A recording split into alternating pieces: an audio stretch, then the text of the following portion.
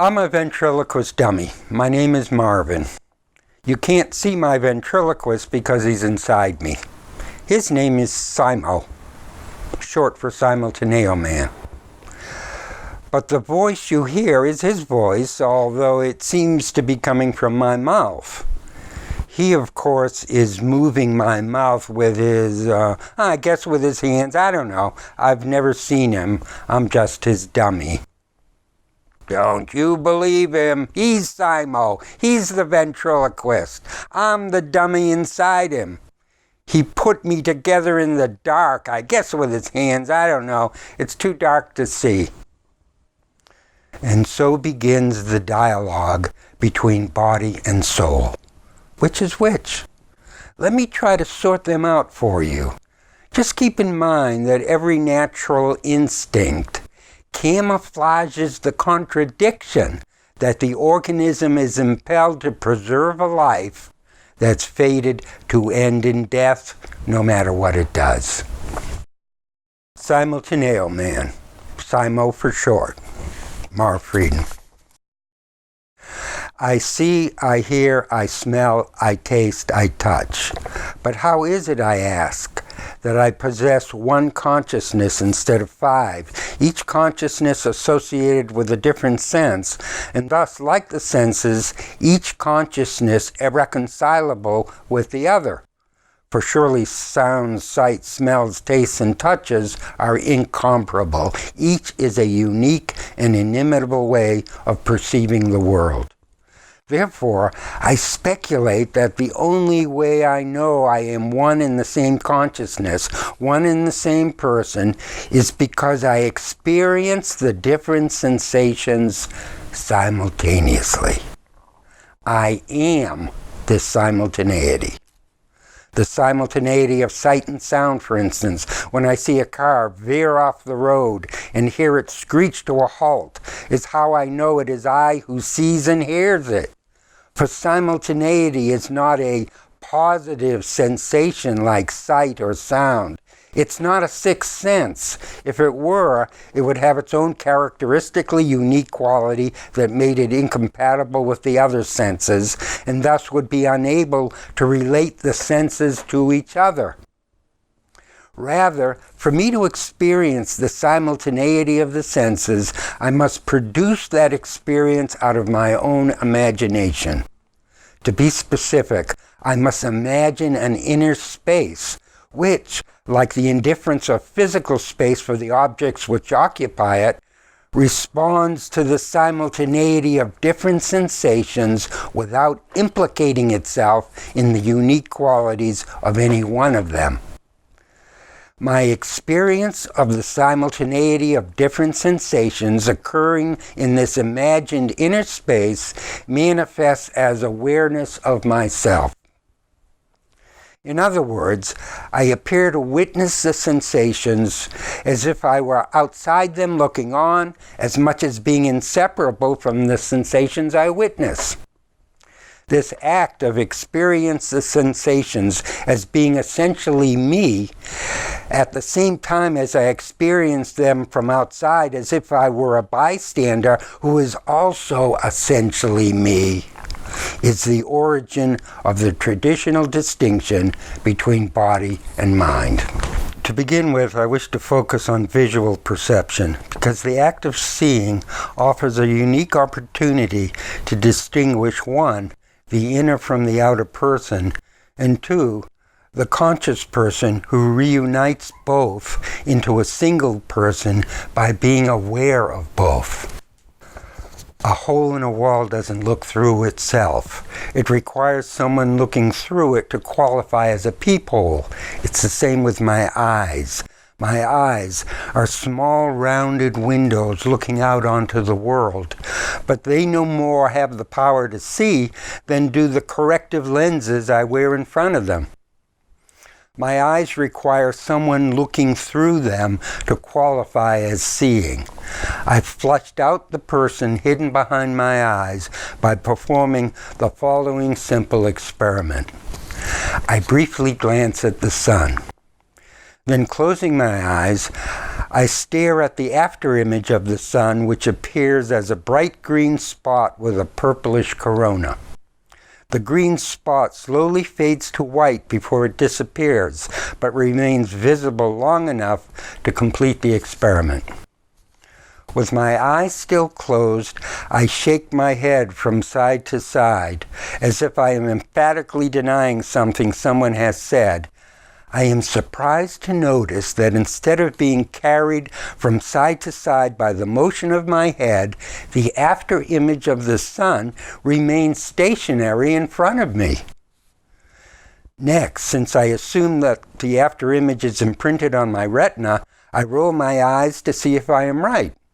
Sure enough, the afterimage turns to whatever direction I roll my eyes. It seems then that the afterimage of the sun is indeed imprinted on my retina, but when I shake my head, it appears stationary in front of me, as if something is moving in tandem with the motion of my head, so that I see what it sees, namely a stationary image. Because while my head is in motion, my vision is stationary, I feel like I am two persons. One person whose eyes are carried along by the movement of my head, and another person gazing steadily at a stationary object in front of me.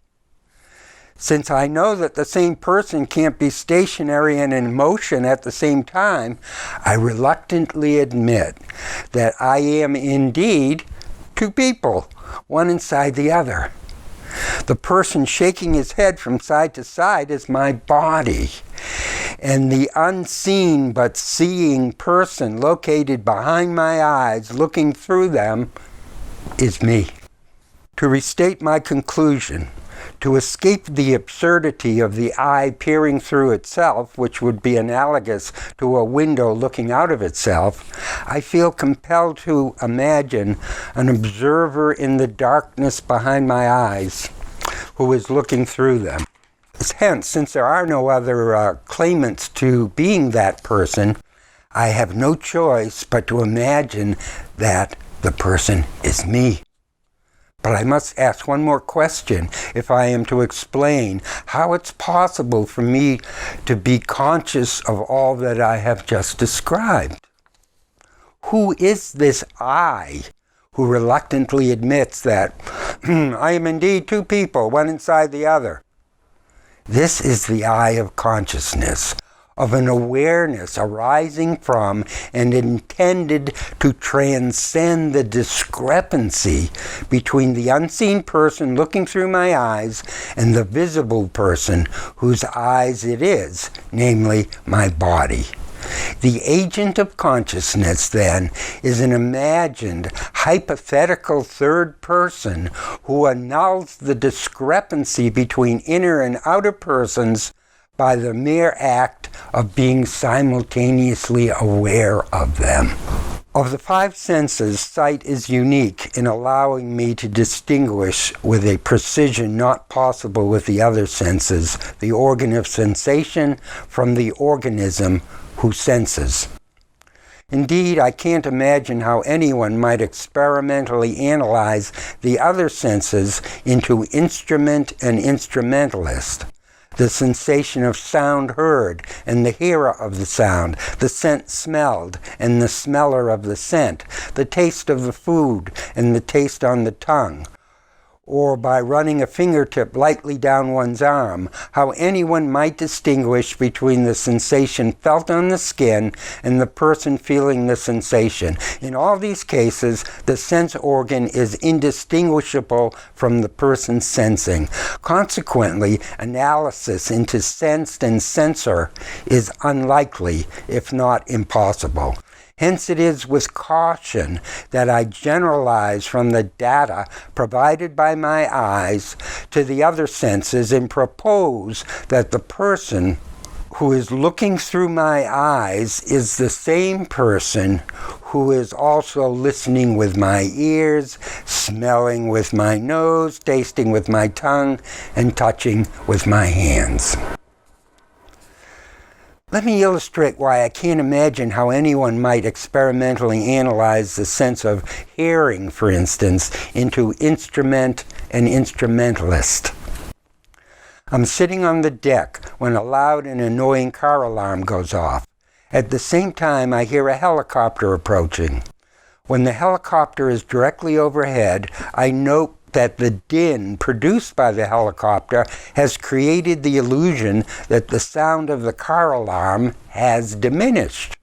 I know from experience that the sound of the car alarm has not diminished, but continues to blare as loudly as when I first heard it, except now the pulsating roar of the helicopter has marginalized the blare of the car alarm, as when increasing the flow of hot water to the cold water pouring out of a faucet makes the water hotter, even though the cold water in itself remains as cold as it was before. I conclude then that the reason the sound of the car alarm appears to grow fainter as the sound of the helicopter gets louder is because my capacity to hear is limited, so that when the simultaneous occurrence of different sounds surpasses my capacity to hear them as distinctly as when each sounds by itself, the sounds recompose themselves in my ear, the more obtrusive sound diminishing the intensity of the less obtrusive one. Nevertheless, none of this data, although having some bearing on the limitations of a sense organ, helps me to distinguish ear from auditor. Since sight alone allows me to distinguish the organ of sensation from the organism who senses, I have to explain how it's possible to unify the sense data of the different organs into a single perceiver, especially when the data provided by each sense organ is as untranslatable into the other senses as a coughing fit into a gale of laughter. Each sense is in a world of its own. For consider, of the 5 senses, sight is the only one that deals in visibles. The other senses are all blind. Furthermore, 4 are deaf, 4 are tasteless, 4 scentless, and 4 tactileless. Taken together, they are so different from each other that rather than one person maintaining all 5 senses, it is perhaps more likely that each sense delivers the data to a separate messenger who, mustered unwillingly all together in the laboratory of the cerebral cortex, are like the limbs drawn from the separate bodies of Dr. Frankenstein's monster, electrified into unity. Ever since the universe exploded into existence, objective reality has required space to float its objects in. Subjective reality has no such requirement. All the subject requires to exist is a body to dream it up, but which, like a dream, even while it's unfolding, the body can never quite put its finger on its location. Nevertheless, the subject serves the body by acting as a kind of disembodied experience central, to which bodily sensations traveling from different parts of the body report. How bodily sensations communicate with a disembodied center naturally requires explanation. The history of this experience central is quite different from that of the body, which it comes wrapped in. While the body is part of a narrative that begins millions of years ago when a bolt of lightning strikes a patch of amino acid and life on the planet begins, there is no evidence that the subject's existence predates its appearance in the particular body it inhabits. Likewise, owing to lack of evidence, it is almost certain that the subject ceases to exist with the death of the body. Consequently, if the subject is without existential credentials prior to the existence of the body, and with the last breath of the body appears to evaporate into thin air, Is it any wonder that science has concluded that any claim on the part of the subject to existing independently from the body is unfounded? In short, however unrelenting its presence while the body lives, upon the death of its host, the subject is presumed in retrospect to have perpetrated a scientific hoax. If subjective reality is not real in a material sense, in what other sense might it be real? To answer that question, I wish to explain how it's possible, in conjunction with the development of a cerebral cortex, for diverse sensations to simulate a disembodied subject which serves to unify them, and by what means they unintentionally generate it. The theory here is that when different sensations are felt at the same time, the body experiences the sensations as a simultaneity, and that the simultaneity, abstracted from the experience, translates subjectively into the illusion that the body is possessed of a supersense organ called mind, capable of existing outside of time and whose primary function is to impress into unity whatever sensations, however diverse, it experiences. When two or more events occur simultaneously, though they exist in time, with respect to each other, they are atemporal or timeless. We express this atemporality by saying simply that the events happen at the same time.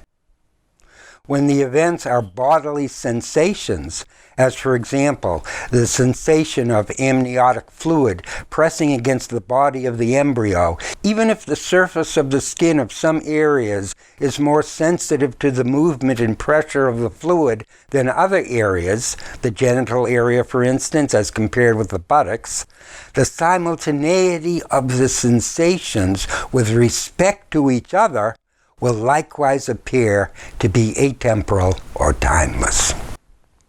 The simultaneity, however, is a different order of sensibility than the sensations themselves.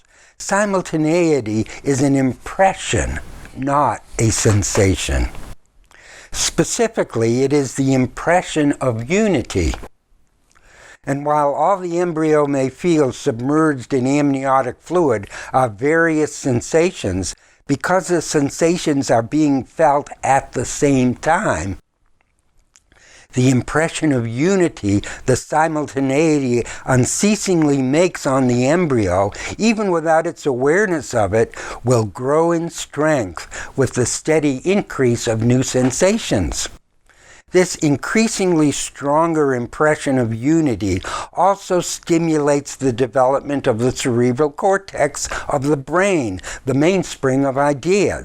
Later on, after we are born and conscious, we experience this sense of ongoing simultaneity as the feeling of being in the now, of being in a bubble of timelessness which carries us along inside it on the stream of time from birth to death. In utero, the purpose of this bubble is to ensure the unity of the organism as the embryo proliferates in size and diversity. After the infant is born, the impression of simultaneity, now responsive to the social environment it finds itself in, evolves in a primal act of personification into the self-consciousness of a person. But true to its origin, where it served prenatally to unite diverse sensations to a single sensate being, the infant continues postnatally to reinforce the psychic unity of the organism as pulled in various directions by the diverse influences of the different people it encounters. It struggles to achieve a single point of view, to become an identifiable person. To summarize, in utero, when the fetus feels different sensations at the same time, the simultaneity translates as an impression of unity which launches mentality. After the infant is born, and the impression of unity now firmly established is strengthened even further by the introduction of acute visual and audio sensations, which throw the sensations of the other senses, tactile, taste, and smell, into high relief, the distinct sensations simultaneously felt raise the impression of unity into an unmistakable awareness of self. Because my senses are interactive with the outside world, I associate them with objective reality. Because the simultaneity, which allows me to construe them as a single ongoing event, is a product of my imagination, I also associate them with subjective reality. The superimposition of the two realities, of sensibility, which is part of the ongoing history of the physical universe, and of mind, which is sensibility mirroring itself in a particular body, is what I mean by binocular reality. My own body, then, as were the bodies of my parents and those of their parents, etc., ultimately is a product of the natural environment, which traces its origin back to the Big Bang. I, however, am a creature of my body. My body created me, because my sense organs produced diverse, unrelated sensations which need to be unified if my body is not to turn out to be a fragmented, uncoordinated organism having little chance of surviving. Consequently, my body's instinct to be a single unified creature impels it to imagine the overlapping simultaneity of the otherwise disparate sensations as a blank space where sensations translated into impressions are composed into a single continuous impression that serves to personify my body as me. The creation of a persona also anticipates a time in the future when, for the purpose of mating and reproduction, my body will encounter other bodies likewise presenting themselves as persons.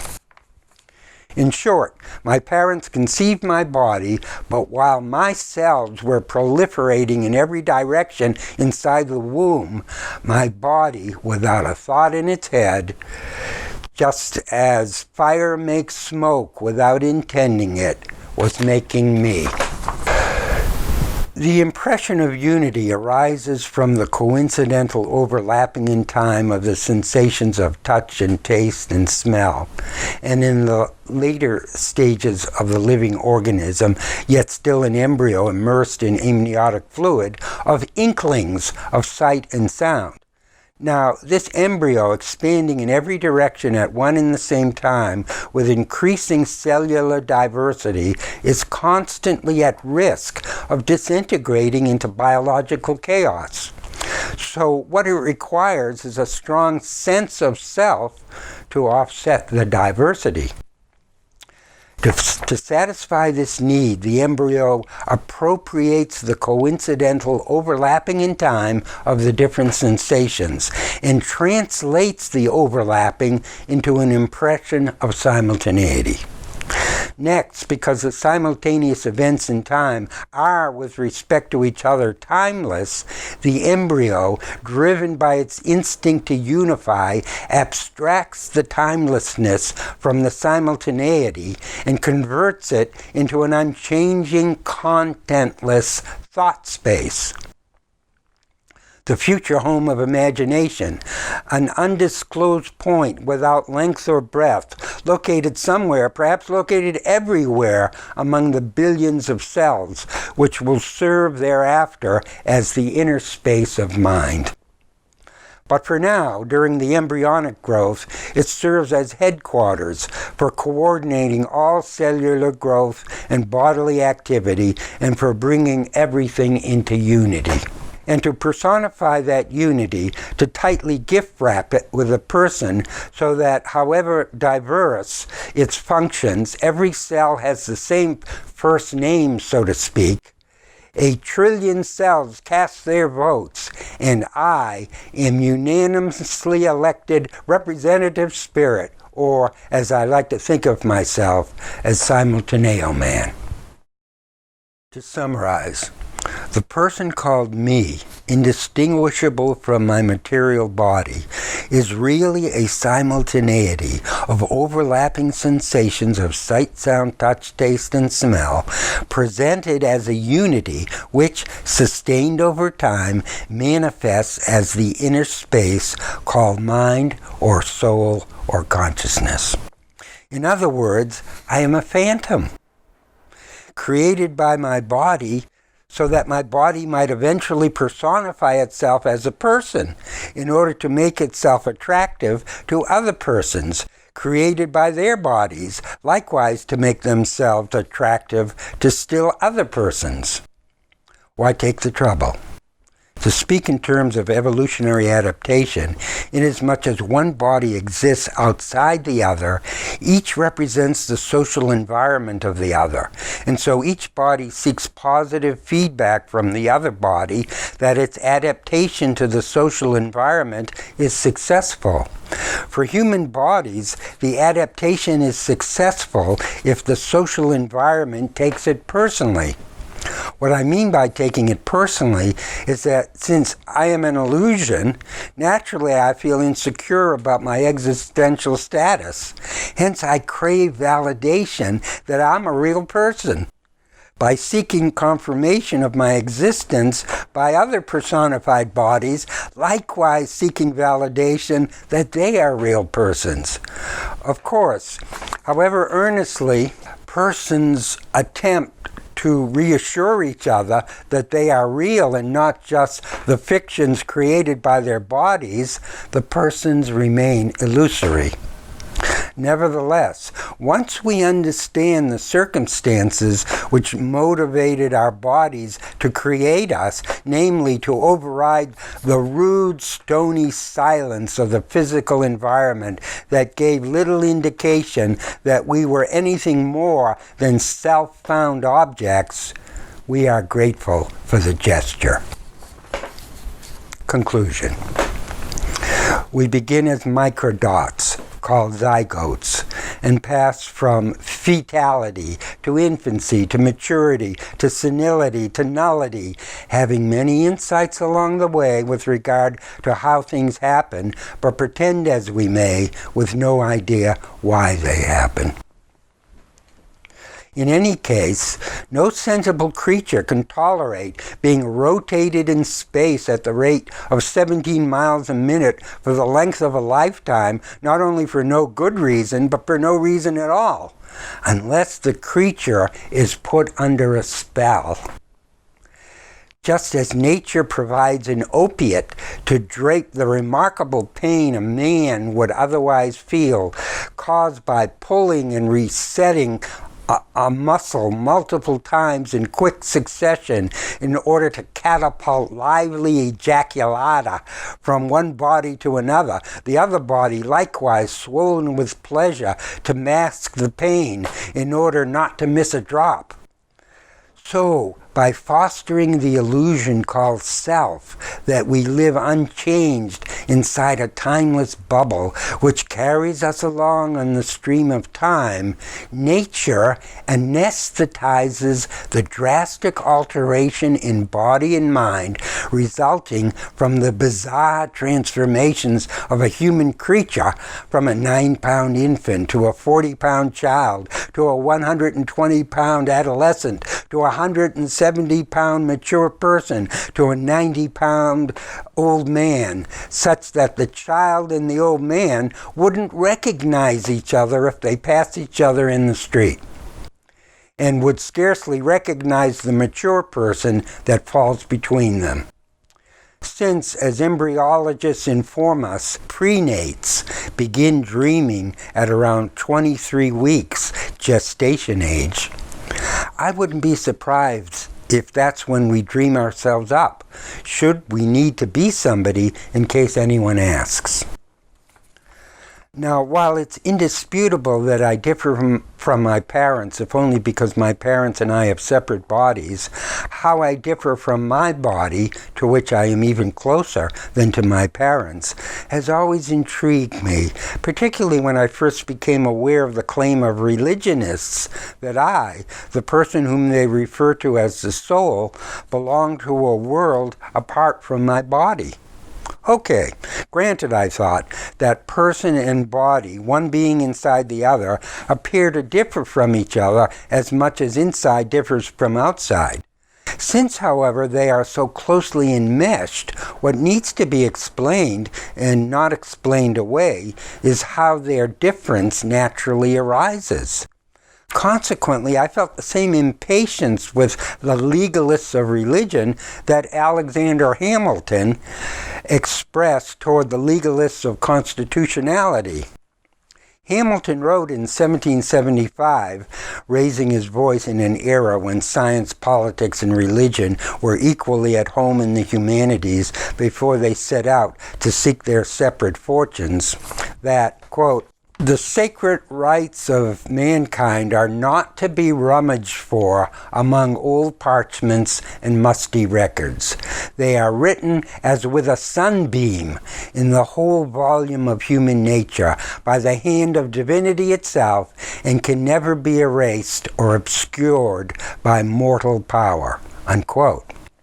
The quotation is taken from Ideological Origins of the American Revolution, Bernard Bailyn, Harvard University Press, 1967. I'm sorry, 1967 is when it was written, republished 1992. I am not so much concerned here with the hand of divinity, which at present I must leave hanging, as with describing how the writing instrument itself, namely the body, loaded with a cartridge of sunbeams diffused with red ink, moving on its own like an animated cartoon pen, has made legible the recipe for cooking up a person. To repeat, while it's obvious that my parents made my body, I offer here an explanation how my body made me. That is, the person who looks through my eyes, listens with my ears, smells with my nose, tastes with my tongue, feels with my hands, thinks with my brain, cherishes with my heart, sacrifices with my liver, and digests select portions of the environment with my stomach. What I have tried to prove is that the person within who looks out of my eyes, hears with my ears, thinks with my brain, etc., is a fiction created by my body in order, first and foremost, to ensure that billions of cells multiplying in every direction during the opening stages of embryonic growth remain a single, unified organism. And subsequently, to enable my body to participate in a world where if human bodies are to be taken seriously, they must pretend to be people. Finally, I wish to show that although each fiction is unique to the body that produces it, nevertheless all the fictions taken together collect into a single jostling narrative called world history. This would be obvious to anyone with eyes to see it, were it not for the fact that in order to avoid the humiliating disclosure that world history is carried on by bodies pretending to be people and not by people with bodies, the bodies have hypnotized each other. They have put themselves in a highly ingenious trance called consciousness. The effect is to foster the illusion that one is not in a trance.